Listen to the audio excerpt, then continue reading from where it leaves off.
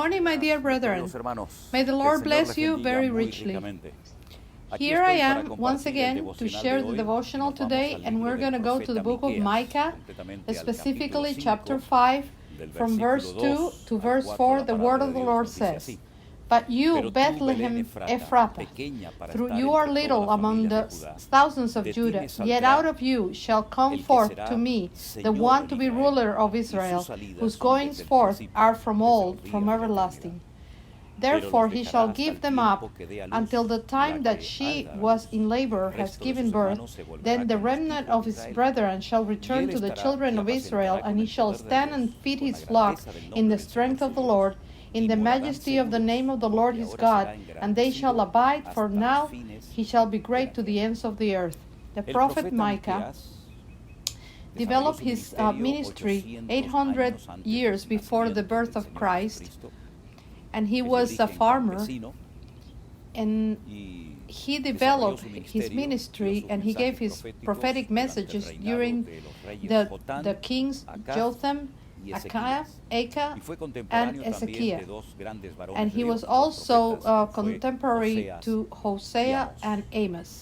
And he was a prophet of judgment. He cannot be silent, he cannot be quiet until in front of the injustices that are happening in his country. He knows perfectly well that the moral decay of the people is just because they have not God with him. He knows perfectly well that when you don't serve the Lord and you are not with God, that reflects in the lack of love to the other people. And all of those manipulations, religious manipulations from the part of the religious leaders, and those injustices and that lack of love is the result of when you turn away from the people to God and his blessed word.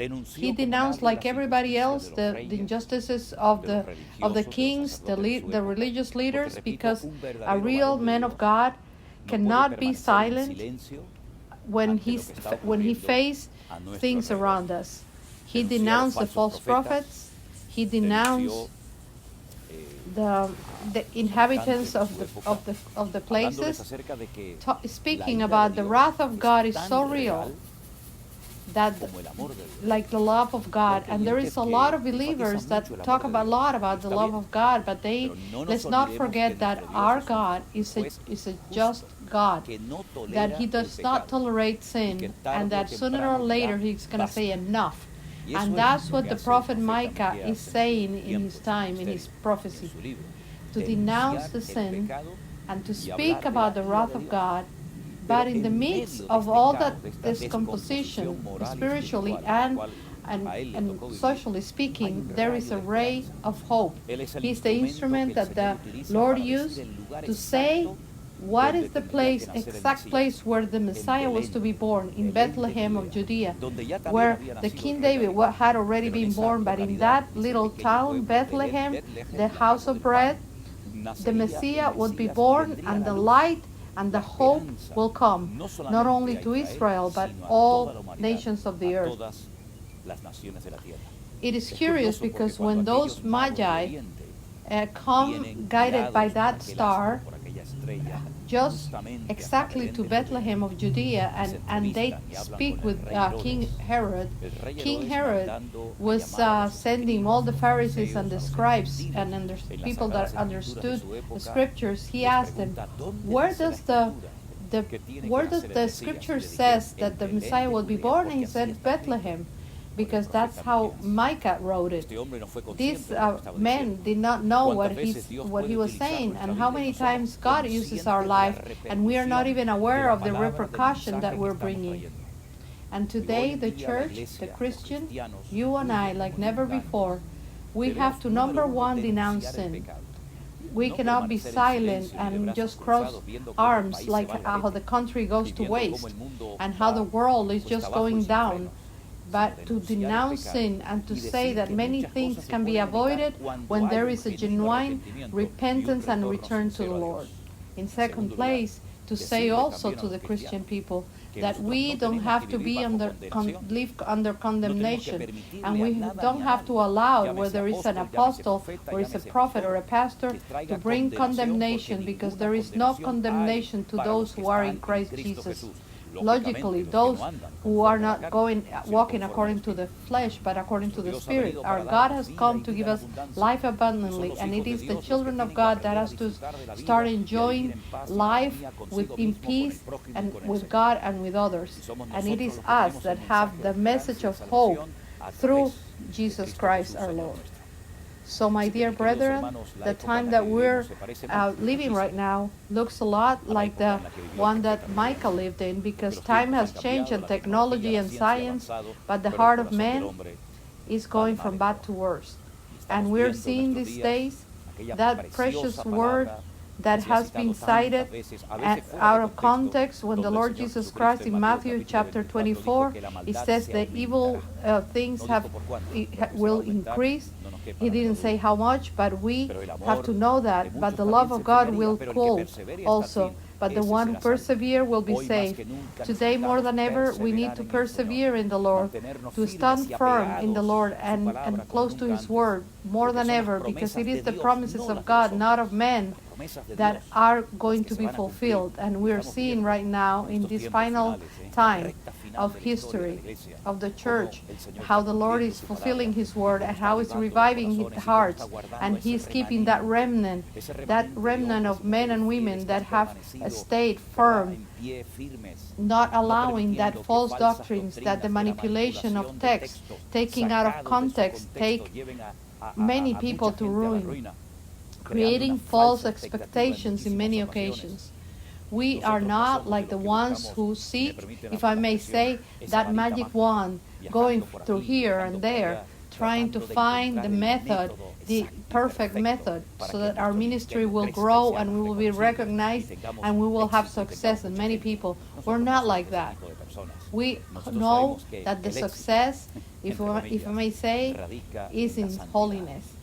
To be connected with God, in going into your secret place, and your Father that sees you in secret will reward you in public. That's where the church has to go, in the secret place, in the very heart of God, and be like the prophet Micah, courageous, daring, and not like getting married with other people, not trying to please other men, like many pretend. And the same Lord Jesus Christ said, was not capable of making everybody feel good. He came to please His Father.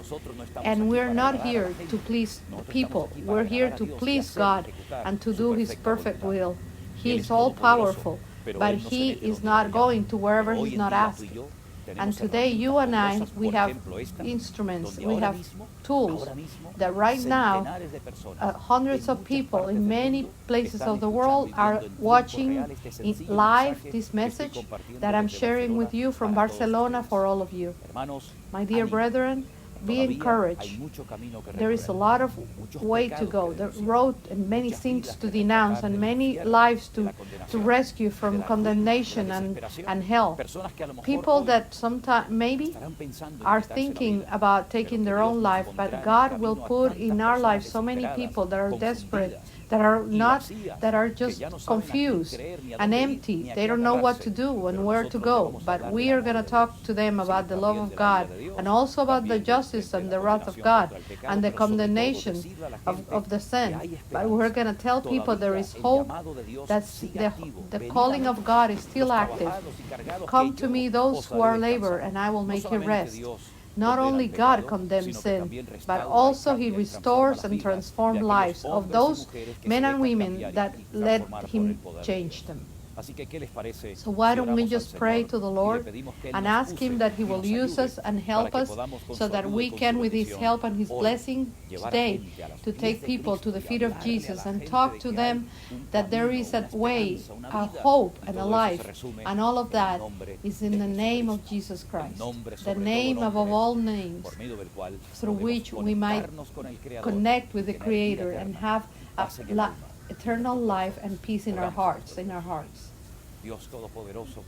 God all-powerful, Creator of the heavens and the earth, Thank you for your precious word, through which we are inspired and we see how many men of God, like the Prophet Micah, was capable of denouncing sin and disorder, the moral decomposition of his time and his generation. Lord, today we need to raise up with courage in the name of Jesus and denouncing sin and saying them about Jesus so that they can be saved and pass from death to life. We put our lives in your hands and we give you thanks for the mercy, some great mercy that you have, that in spite of all our mistakes and falls, you are just next to us as a faithful God. Revive your word in the midst of this time and take care of your church and renew the strength of your servants that are making an effort to preach the word, to please you, not men, because we know that from you is where reward comes from. We present this day and our lives in your hands in the name of Jesus. Amen and amen. Well, my dear brethren, may the Lord bless you. Thank you for all of the people that are supporting us and praying for us. We have had a wonderful weekend. We have met wonderful people in this land of Catalonia, and we're very grateful for the time that the Lord is allowing us to have here. Thank you for your help. Thank you for your support. And we continue this missionary trip, bringing hope and the Word of God to many corners of this country, trusting that He's doing His work and He's allowing us to see it and enjoy it from it. May the Lord bless you. May you have a wonderful day. And may the Lord guide us and help us in all that we do. Blessings, my dear brother.